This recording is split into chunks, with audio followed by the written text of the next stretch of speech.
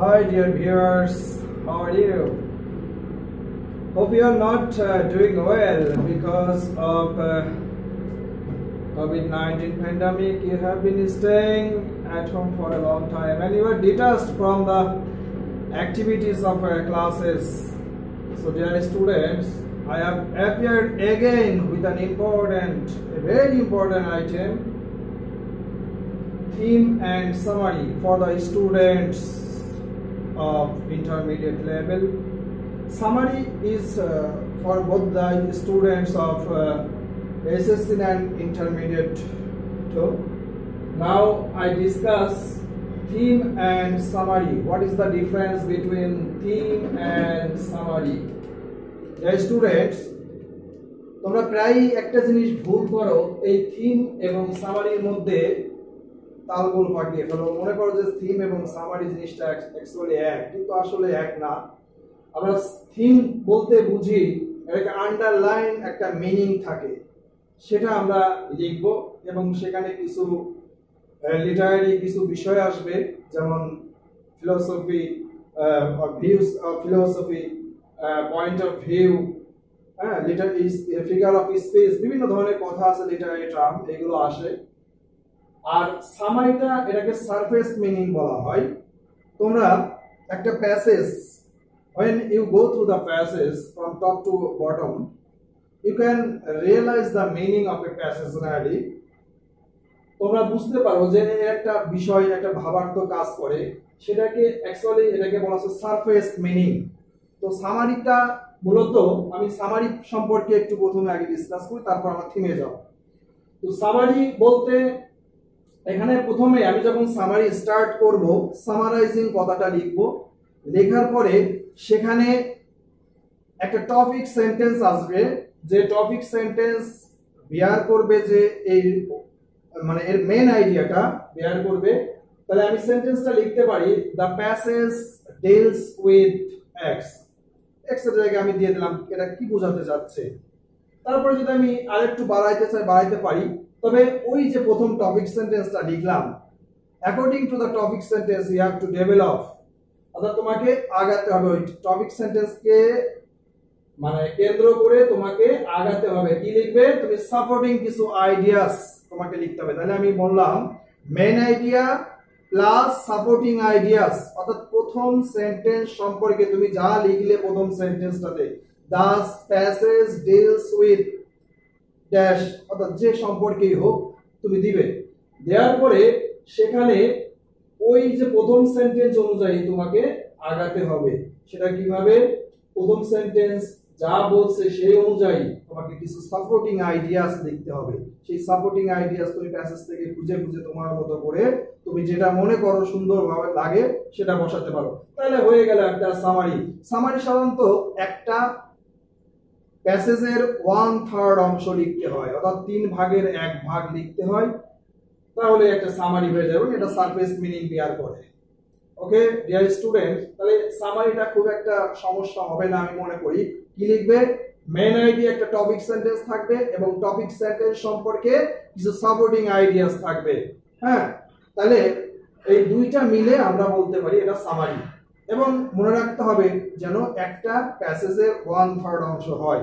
তো যাই হোক, আমরা সামারি সম্পর্কে মোটামুটি ধারণা দিলাম।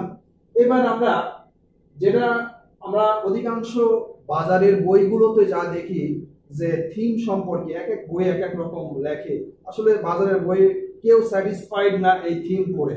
আমরা জানি যে নবদূত প্রকাশনীর কিছু মানে বই আছে যেটা, সেখানে কিছুটা অন্যান্য বইয়ের তুলনায় ওখানে কিছুটা ভালো লিখছে আমরা দেখছি, তো তাও স্যাটিসফাইড না আর কি। তাহলে তোমরা থিম বলতে কি বুঝবা? থিম সেখানে কয়েকটা জিনিস থাকবে। থিম বলতে সেখানে কবির ফিলোসফি অফ লাইফ থাকবে, হ্যাঁ, তার যে পয়েন্ট অফ ভিউ থাকবে, তারপরে লিটারারি টার্মস থাকবে, কিছু ফিগার অফ স্পেস, এবং এটাকে বলা হচ্ছে আন্ডারলাইন মিনিং।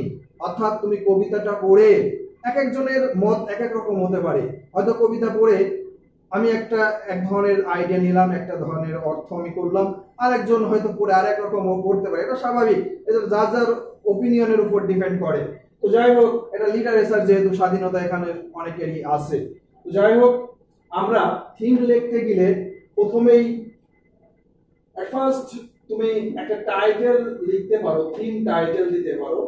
তো কবিতা তুমি পড়ে যেটা বুঝবে, তুমি মনে করো সেই অনুযায়ী একটা থিম টাইটেল দিয়ে দিলে ভালো হয়, না দিলেও সমস্যা নেই।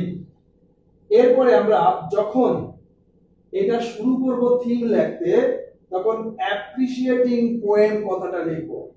অ্যাপ্রিশিয়েটিং পোয়েম, কেন অ্যাপ্রিশিয়েটিং পোয়েম লিখলাম? কারণ অ্যাকচুয়ালি থিম বলতে আমরা লিটারারি অর্থাৎ লিটারেচারের ভাষা, অ্যাকর্ডিং টু লিটারেচার আমরা আগে এটাকে ক্রিটিক্যাল অ্যাপ্রিসিয়েশন বলে থাকি। তো ক্রিটিক্যাল অ্যাপ্রিসিয়েশনের মধ্যে আমি যেটা বললাম যে কবির philosophy of life, views of his life and the point of view, literary terms and figure of speech, অনেক কিছু চলে আসে।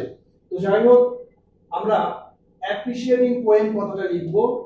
তারপরে কবিতা সম্পর্কে, যদি কবিতার নাম আমরা জেনে থাকি তো কবিতার নাম লিখব, আর কবিতার নাম না জানা থাকলে না লিখব। দ্য পোয়েম রিটেন বাই, কবির নাম দিতে হবে। যদি কবির নাম জানা থাকে তো ভালো হয়, আর কবির নাম না জানলে by a renowned poet or by a famous poet আমরা দিতে পারি। ঠিক আছে? যাই হোক, রিটেন বাই এক্স, অর্থাৎ এক্স এর জায়গায় আমরা কবির নাম দিব। ইজ অ্যান ইনস্ট্যান্স, এখানে ইনস্ট্যান্স বা এক্সাম্পল, ইনস্ট্যান্স মানে উদাহরণ, or example of figure of speech দিব একটা। তো ফিগার অফ স্পিচ, এক একটা কবিতার ফিগার অফ স্পিচ এক এক রকমের হতে পারে বা একই রকমের হতে পারে। তো ফিগার অফ স্পিচ সম্পর্কে একটু ধারণা দিই। সেটা হচ্ছে কখনো পার্সনিফিকেশন হতে পারে, কখনো সিমিলি হতে পারে, কখনো অ্যালিগরি হতে পারে, মেটাফোর হতে পারে, বিভিন্ন রকম হয়ে থাকে। তবে ম্যাক্সিমাম ক্ষেত্রে আমরা সিমিলি এবং পার্সনিফিকেশন দেখি কবিতার মধ্যে। যেমন তোমরা লাভ অ্যান্ড ফ্রেন্ডশিপ কবিতা পড়ছো, লাভ and friendship written by William Shakespeare. Actually it's not a poem, it's a song, এর একটি গান। It's a song sung by Rosaline in the tragicomedy As You Like It। অর্থাৎ উইলিয়াম শেক্সপিয়ারের যে ট্রাজিকমেডি আছে সেখানে As You Like It অর্থাৎ গল্পটার নাম, সেখানে যে রোজালাইন নামে একটা ক্যারেক্টার আছে আমরা জানি, সেটা সম্ভবত নায়িকা চরিত্রে।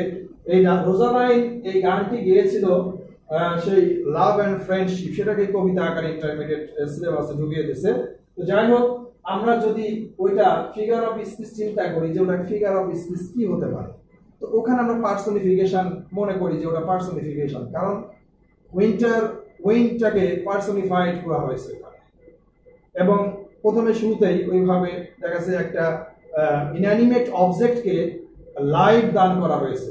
হ্যাঁ, লাইফলেস অবজেক্টকে এটাকে মানে তাকে লাইফ দান করা হয়েছে, এই জন্য তাকে বলা হচ্ছে পার্সনিফাইড করা, অর্থাৎ পার্সনিফিকেশন। তাহলে পার্সনিফিকেশন আমরা এখানে দিতে পারি। যদি সিমিলি হতো তাহলে সিমিলি দিতাম। তো যাই হোক, the writer has expressed his feelings, emotions, philosophy of life, views and imaginations through his writing। তার এই কবিতা লেখার মধ্য দিয়ে তিনি তার যে অনুভূতি, তার যে আবেগ, তার জীবন দর্শন, হ্যাঁ, তার মতামত, তার চিন্তা চেতনা, এই ধরনের সবকিছু প্রকাশ করেছেন। The poem or passage, passage আকারে থাকলে আমরা প্যাসেজ লিখবো, পোয়েম থাকলে পোয়েম লিখবো। Deals with X, কি সম্পর্কে বলছে, এটার মেইন আইডিয়া, যে মেইন আইডিয়াসটা সেখানে এটা লিখতে হবে। এখন তুমি কবিতা পড়ে যা বুঝবে মেইন আইডিয়াটা সেটা এখানে বসাতে হবে। যদি তুমি না বুঝে থাকো, তোমার জন্য একটা শর্টকাট মেথড আছে। সেটা কি, কবিতাগুলো সাধারণত কয়েকটা জিনিসের উপর লেখা হয়, আমরা সেটা একটু দেখে ফেলি। অনেক সময় কবিতা লেখা হয় ড্রিমের উপর, ভ্যালু অফ টাইমের উপর লেখা হয়। দেখো একটু please pay attention minorly. Dream, value of time, natural beauties, patriotism, civilization, human's life, death, beauty or truth, the cruelty of human being, or the betrayal of human beings, or mechanical word, অর্থাৎ এই যে কতগুলো এখানে আমি main idea সম্পর্কে কবিতাগুলো জানতো যার উপর ভিত্তি করে লেখা হয়, এখানে কিছু আমি দিয়ে দিয়েছি, সেটা তোমরা এই ক্লসের এখানে বসা দিতে পারো। বসা দিলে মোটামুটি একটা কবিতার মেন আইডিয়াটা চলে আসে। তারপরে এটা লেখার পরে সাপোজ মনে করো আমরা ড্রিম কবিতা পড়েছি, হ্যাঁ, ড্রিম কবিতা the poem deals with dream, অথবা আমরা পড়েছি বিউটি সম্পর্কে, ট্রুথ সম্পর্কে, অথবা একটা কবিতা যেটা আমি বললাম একটু আগে যে love and friendship written by William Shakespeare. সেই লাভ অ্যান্ড ফ্রেন্ডশিপ কবিতাটা সেখানে অ্যাকচুয়ালি এর যে আন্ডারলাইন মিনিং আমরা কি বুঝি সেখানে পড়ে আমরা বলতে পারি the cruelty of human beings, the cruelty অথবা the betrayal of human beings, এখানে তুমি দিয়ে দিলে হয়ে যাবে যে মানুষের যে নিষ্ঠুরতা, মানুষের যে বিশ্বাসঘাতকতা, সেই জিনিসটা এখানে দিয়ে দিলেই হবে। এই জন্য কবি বলছেন যে প্রকৃতি কখনো মানুষের সাথে, nature never betrays with man but man betrays with man, যে মানুষ মানুষের সাথে প্রতারণা করে, মানুষ মানুষকে বিশ্বাসঘাতকতা করে, কিন্তু প্রকৃতি করে না। তো সেটা আমরা দিতে পারি, এই জিনিসটা দিয়ে দিলে হবে। Here the poet has beautifully used the rhyme scheme and figure of speech in it.